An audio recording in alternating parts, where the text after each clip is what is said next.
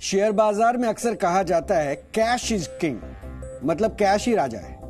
और कैश का मतलब सामान्य तौर पर आम लोगों के लिए उन रुपयों से होता है जिसे हम देख सकते हैं, छू सकते हैं या कहीं संभाल कर रख सकते हैं। मेरे पास अभी हाथ में 500 रुपए का ये नोट है। ये 500 रुपए का नोट, इस नोट के साथ क्या क्या हो सकता है? ये नोट फट सकता है, गुम हो सकता है, चोरी हो सकता है, मुड़ सकता है, पुराना हो सकता है, जल सकता है, पानी में भीग सकता है, या कोई छीन सकता है, या फिर किसी दूसरे वजह से खराब भी हो सकता है। इस नोट की एक सेल्फ लाइफ है, यानी लगातार इस्तेमाल होने की वजह से एक समय के बाद ऐसा हो जाएगा कि ये नोट इस्तेमाल करने के लायक भी नहीं होगा। फिर मैं इसे बैंक में जमा करूंगा और इसके बदले मुझे फिर इसी कीमत का दूसरा नोट दिया जाएगा। इसके बाद बैंक इस नोट को आरबीआई को भेजेगा और आखिर में इस नोट को नष्ट करके इस्तेमाल से बाहर कर दिया जाएगा और इसकी जगह इसी कीमत का नया नोट छापा जाएगा। तो ये कहानी है इस 500 रुपए के नोट की, और ऐसा ही सब कुछ बाकी नोट के साथ भी होता है। अक्सर ऐसा आपने देखा या सुना होगा कि आपके दादा दादी के समय में नोट को संदूक में, अलमारी में या किसी सुरक्षित जगह पर संभाल कर रखा जाता था।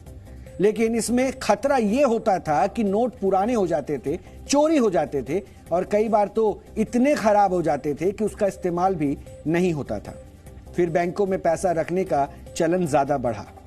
हालांकि अभी भी छोटे छोटे शहरों में बचत का पैसा लोग घर में संभाल कर कैश के रूप में रखते हैं। वैसे अब देश में डिजिटल ट्रांजैक्शन का ट्रेंड बढ़ गया है और कैश का इस्तेमाल थोड़ा कम हुआ है। हालांकि अभी भी वही प्रचलन है, कैश इज किंग। लेकिन अब आप ऐसे कैश से लेन देन करेंगे जिसे ना आप छू सकते हैं, ना ही ये खराब होगा, बल्कि इसे कई वर्षों तक संभाल कर रख सकते हैं और ये खराब भी नहीं होगा। ये है डिजिटल करेंसी, जिसे आज से पायलट प्रोजेक्ट के तौर पर शुरू किया गया है। इस साल बजट पेश करते हुए वित्त मंत्री निर्मला सीतारमण ने डिजिटल करेंसी को लॉन्च करने का ऐलान किया था। Introduction of a central bank digital currency will give a big boost to digital economy. Digital currency will also lead to a more efficient and cheaper currency management system. It is therefore proposed to introduce digital rupee using blockchain and other technologies to be issued by the Reserve Bank of India starting 2022 and 23. दरअसल देश में crypto currency के फैलते हुए जाल को रोकने के लिए फैसला लिया गया और वित्त मंत्री के इस ऐलान के बाद आरबीआई ने कई महीनों तक डिजिटल करेंसी पर काम किया और आज रिजर्व बैंक ऑफ इंडिया ने डिजिटल करेंसी यानी कि सीबीडीसी को लॉन्च कर दिया है। सीबीडीसी का मतलब है सेंट्रल बैंक डिजिटल करेंसी।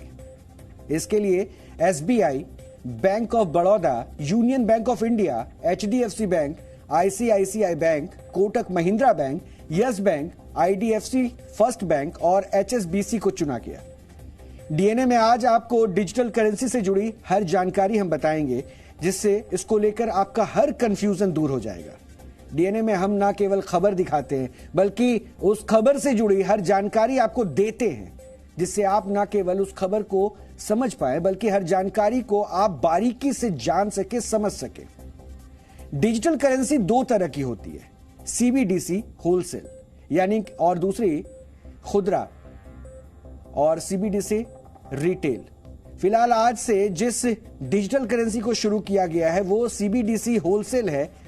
इसका इस्तेमाल बड़े वित्तीय संस्थानों जैसे कि बैंक, बड़ी नॉन बैंकिंग फाइनेंस कंपनियां यानी कि एनबीएफसीज और दूसरे बड़े सौदे करने वाले संस्थान करेंगे। इसके बाद सीबीडीसी रिटेल को जारी किया जाएगा। इसका इस्तेमाल लोग रोजमर्रा के लेन देन के लिए भी करेंगे। ये एक ऐसी करेंसी होगी जिसे आप छू नहीं सकते हैं, लेकिन ये रुपए की तरह ही होगा। इस डिजिटल करेंसी को ऑनलाइन वॉलेट में रखा जा सकता है और इस करेंसी को जेब में कैश की तरह रखने की जरूरत नहीं है। डिजिटल करेंसी किसी क्रिप्टो करेंसी की तरह नहीं होगी। इसे आरबीआई की ओर से लॉन्च किया गया है, इसलिए यह देश में कानूनी करेंसी होगी। इस डिजिटल करेंसी की मदद से आप कोई भी लेन देन या पेमेंट या बिल जमा भी कर सकते हैं।